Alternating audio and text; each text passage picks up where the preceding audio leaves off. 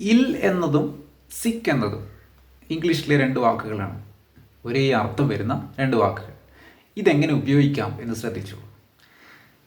ഇന്നലെ എനിക്ക് സുഖമില്ലായിരുന്നു. I was ഇൽ യെസ്റ്റർഡേ. അവിടെ ഐ വാസ് സിക്ക് യെസ്റ്റർഡേ എന്ന് പറഞ്ഞാലും ശരിയാണ്. പക്ഷെ നമ്മൾ കൂടുതലായിട്ട് ഉപയോഗിക്കുന്നത് ഇൽ എന്ന വാക്കാണ്. കാരണം നമ്മൾ ഫോളോ ചെയ്യുന്നത് ബ്രിട്ടീഷ് ഇംഗ്ലീഷ് ആണല്ലോ. അമേരിക്കൻ ഇംഗ്ലീഷിലാണെങ്കിൽ ഐ വാസ് സിക്ക് എന്നാണ് അവർ കൂടുതലായിട്ടും പറയുന്നത്. ഇനി രണ്ടാമത്തെ കാര്യം ശ്രദ്ധിച്ചോളൂ. സുഖമില്ലാത്ത കുട്ടി. ഇൽ ചൈൽഡ് എന്നല്ല പറയേണ്ടത്, സിക്ക് ചൈൽഡ് എന്നാണ് പറയേണ്ടത്.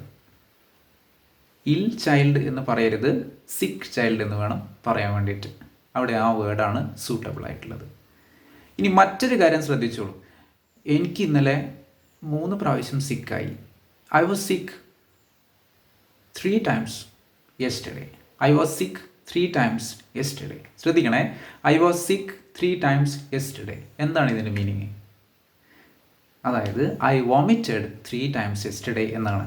ഇന്നലെ 3 പ്രാവശ്യം എനിക്ക് ഛർദി ഉണ്ടായി എന്നാണ് അർത്ഥം.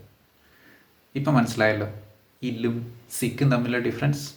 Thank you very much.